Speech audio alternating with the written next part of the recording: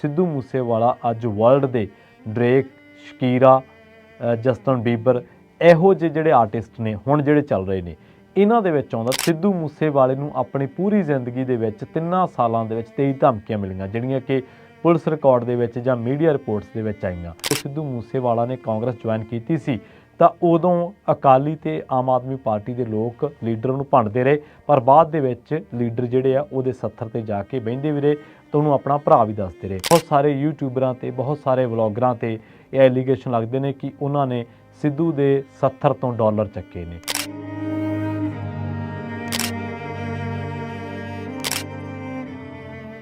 ਸਤਿ ਸ਼੍ਰੀ ਅਕਾਲ, ਤੁਸੀਂ ਜੁੜੇ ਹੋਏ ਹੋ ਪੰਜਾਬੀ ਰੇਡੀਓ USA ਦੇ ਨਾਲ ਤੇ ਮੈਂ ਹਾਂ ਪ੍ਰਵੀਨ ਸ਼ਰਮਾ ਲੈ ਕੇ ਹਾਜ਼ਰ ਹਾਂ ਪ੍ਰੋਗਰਾਮ ਸਪੈਸ਼ਲ ਰਿਪੋਰਟ।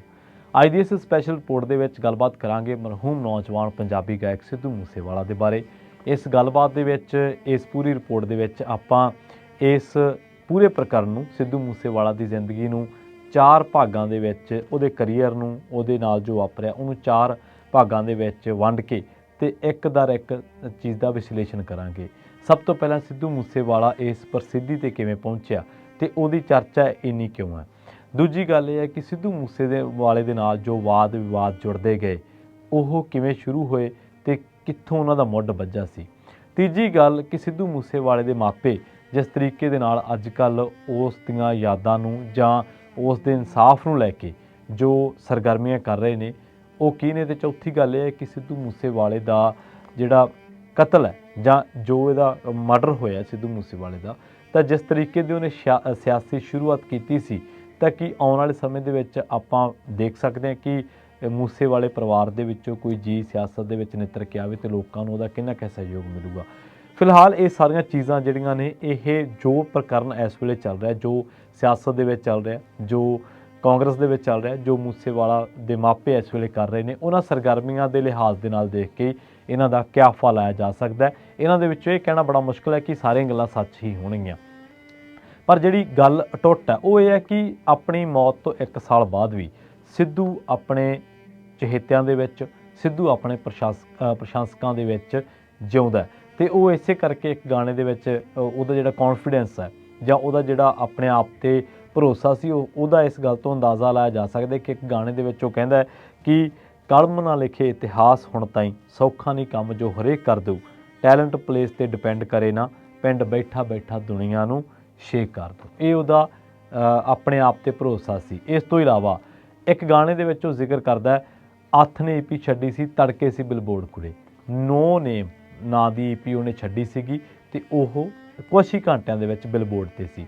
ਸਿੱਧੂ ਮੂਸੇਵਾਲੇ ਦੀਆਂ ਪ੍ਰਾਪਤੀਆਂ ਇੰਨੀਆਂ ਕੁ ਜ਼ਿਆਦਾ ਨੇ ਕਿ ਉਹਦੇ ਦਰਜਨਾਂ ਗਾਣੇ ਕਈ 100 ਮਿਲੀਅਨ 'ਤੇ ਨੇ, 295, ਸੋ ਹਾਈ, ਇਸ ਦੇ ਨਾਲ ਲੈਜੈਂਡ, ਜਾਂ ਇਸ ਤੋਂ ਬਾਅਦ ਜੇ ਮੂਹ ਆਸਟ੍ਰੇਲੀਆ ਦੀ ਗੱਲ ਕਰੀਏ, ਦੀ ਲਾਸਟ ਰਾਈਡ ਦੀ ਗੱਲ ਕਰੀਏ, ਬਥੇਰੇ ਗਾਣੇ ਨੇ ਜਿਹੜੇ ਉਹਦੇ ਕਈ 100 ਮਿਲੀਅਨ ਦੇ ਵਿੱਚ ਲੋਕਾਂ ਨੇ YouTube 'ਤੇ ਦੇਖੇ। ਸਿੱਧੂ ਮੂਸੇਵਾਲੇ ਨੂੰ YouTube ਨੇ ਕਸਟਮ ਕਾਊਂਟਡਾਊਨ ਉਹਦਾ ਦਿੱਤਾ ਸੀ, ਜਿਹੜਾ ਸਾਈਨ ਟੂ ਗੋਡ ਗਾਣਾ ਸੀ। ਸੋ ਇਹ ਪ੍ਰਾਪਤੀ ਕਿਤੇ ਕਿਸੇ ਆਰਟਿਸਟ ਤੋਂ ਘੱਟ ਨਹੀਂ ਹੈ। ਸਿੱਧੂ ਮੂਸੇਵਾਲਾ ਅੱਜ ਵਰਲਡ ਦੇ ਡਰੇਕ, ਸ਼ਕੀਰਾ, ਜਸਟਨ ਬੀਬਰ ਇਹੋ ਜਿਹੇ ਜਿਹੜੇ ਆਰਟਿਸਟ ਨੇ ਹੁਣ ਜਿਹੜੇ ਚੱਲ ਰਹੇ ਨੇ, ਇਹਨਾਂ ਦੇ ਵਿੱਚ ਆਉਂਦਾ। ਤੇ ਸਿੱਧੂ ਮੂਸੇਵਾਲਾ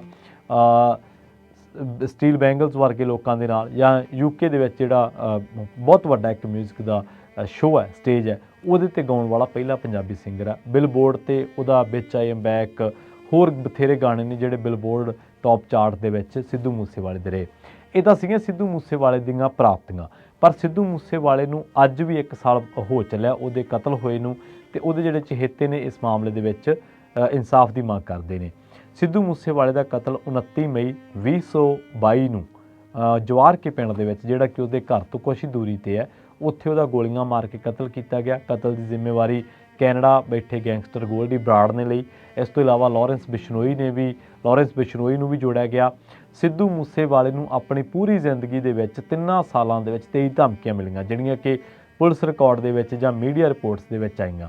ਸਿੱਧੂ ਮੂਸੇਵਾਲੇ ਨੇ ਆਪਣੀ ਇਸ ਪੂਰੀ ਲਾਈਫ ਦੇ ਵਿੱਚ YouTube ਤੋਂ ਕਰੋੜਾਂ ਰੁਪਏ ਅਰਨ ਕੀਤਾ, ਤੇ ਇਸੇ ਗੱਲ ਨੂੰ ਉਹਦੇ ਕਤਲ ਦੇ ਨਾਲ ਵੀ ਜੋੜਿਆ ਜਾਂਦਾ ਕਿ ਉਹ ਤੋਂ YouTube ਦਾ ਪਾਸਵਰਡ ਮੰਗਿਆ ਗਿਆ ਸੀ, ਉਹਨੇ ਪਾਸਵਰਡ ਸ਼ੇਅਰ ਨਹੀਂ ਕੀਤਾ ਤੇ ਉਸ ਤੋਂ ਬਾਅਦ ਉਹਨੂੰ ਧਮਕੀਆਂ ਮਿਲਣ ਲੱਗੀਆਂ।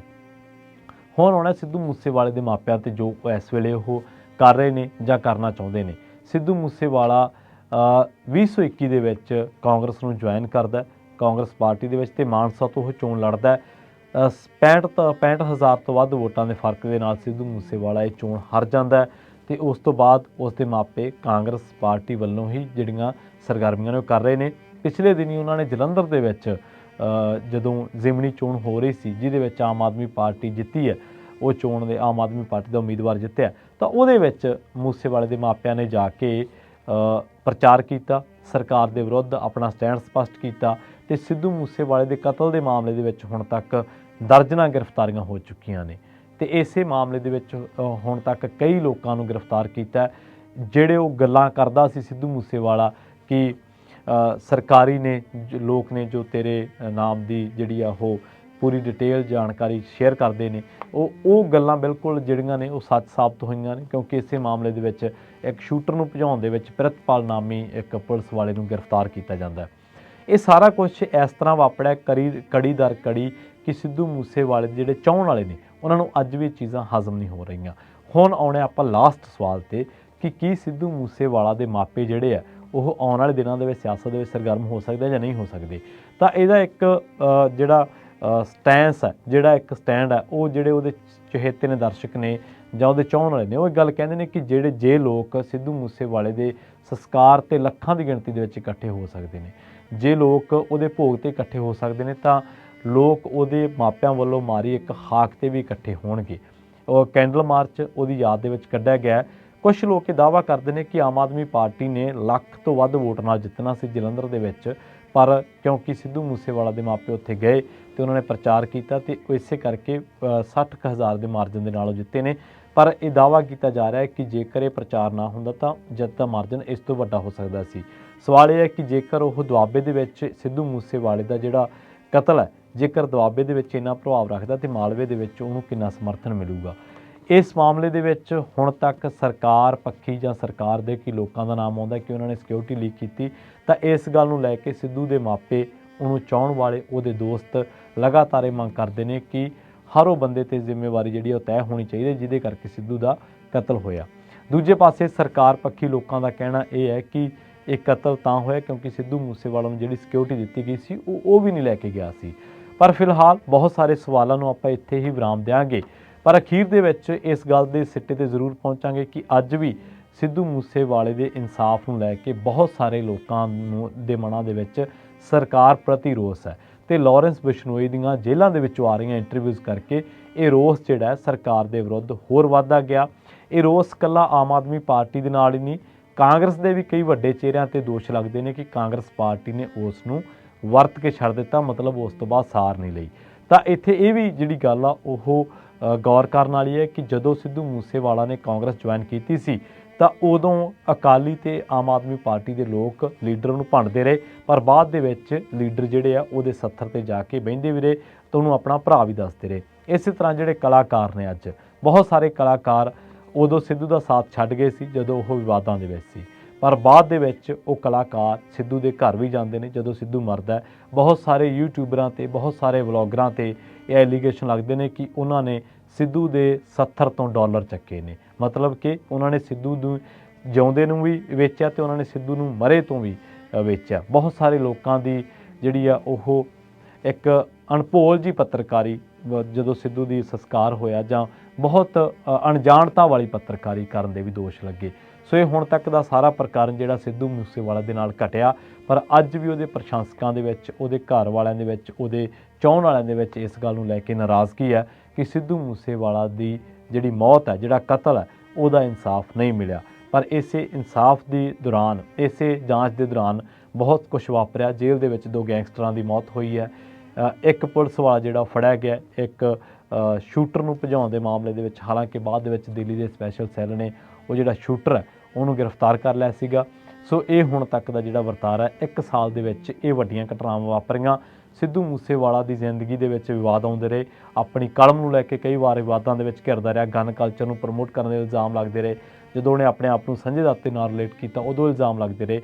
ਪਰ ਇਹ ਇੱਕ ਵੱਡਾ ਸਵਾਲ ਹੈ ਕਿ ਇੰਨੇ ਜੋ ਲੋਕਾਂ ਨੂੰ ਜੋ ਐਂਟਰਟੇਨ ਕਰਦਾ ਸੀ, ਜੋ ਸਰਕਾਰ ਨੂੰ ਕਰੋੜਾਂ ਦਾ ਟੈਕਸ ਦਿੰਦਾ ਸੀ, ਉਹ ਇਸ ਤਰੀਕੇ ਨਾਲ ਮਾਰਿਆ ਜਾਵੇ ਬੰਦਾ, ਤੇ ਉਸ ਤੋਂ ਬਾਅਦ ਉਹਦੀ ਮੌਤ ਦਾ ਇਨਸਾਫ ਵੀ ਨਾ ਮਿਲੇ, ਤਾਂ ਇਸ ਸਰਕਾਰ ਦੇ ਸਾਹਮਣੇ ਇੱਕ ਵੱਡੇ ਸਵਾਲ ਨੇ।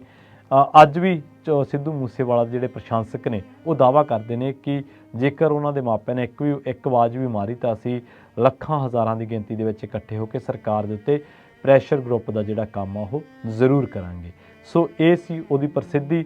ਪਰ ਲੱਡਾ ਕੋਠੀ ਦੇ ਵਿੱਚ ਕਰੋਨਾ ਦਰਮਿਆਨ ਗੋਲੀ ਚਲਾਉਣ ਕਰਕੇ ਸਿੱਧੂ ਮੂਸੇਵਾਲਾ ਵਿਵਾਦਾਂ ਦੇ ਵਿੱਚ ਆਇਆ, ਉਹ 'ਤੇ ਕਈ ਪਰਚੇ ਵੀ ਹੋਏ ਅਤੇ ਇਸੇ ਕਰਕੇ ਉਹਨੇ ਆਪਣੇ ਇੱਕ ਗਾਣੇ ਦੇ ਵਿੱਚ ਲਾਈਨ ਐਡ ਕੀਤੀ ਸੀ ਕਿ ਸ਼ੌਹਰਤਾਂ ਦਾ ਦੇਖੀ ਤੂੰ ਰਿਕਾਰਡ ਟੁੱਟਣਾ, ਹੱਸਣਾ ਤੂੰ ਬਾਰਾਂ ਉੱਤੇ ਜਿੰਦੇ ਵੇਖ ਕੇ। ਉਹਦੀਆਂ ਲਿਖਤਾਂ ਦੇ ਵਿੱਚੋਂ ਹਥਿਆਰਾਂ, ਮੌਤ, ਗਨ ਕਲਚਰ ਅਤੇ ਆਪਣੀ ਮੌਤ ਬਾਰੇ ਬੇਬਾਕੀ ਦੇ ਨਾਲ ਲਿਖਣਾ ਕਹਿਣਾ ਉਹ ਆਮ ਤੌਰ 'ਤੇ ਵੇਖਿਆ ਜਾ ਸਕਦਾ, ਮਹਿਸੂਸ ਕੀਤਾ ਜਾ ਸਕਦਾ। ਪਰ ਹਾਂ, ਅੱਜ ਸੰਗੀਤ ਪ੍ਰੇਮੀਆਂ ਦਾ ਇੱਕ ਵੱਡਾ ਵਰਗ, ਇੱਕ ਵੱਡਾ ਧੜਾ ਮੂਸੇਵਾਲਾ ਦੇ ਪਰਿਵਾਰ ਦੇ ਨਾਲ ਇਸ ਕਰਕੇ ਖੜ੍ਹਾ ਹੈ।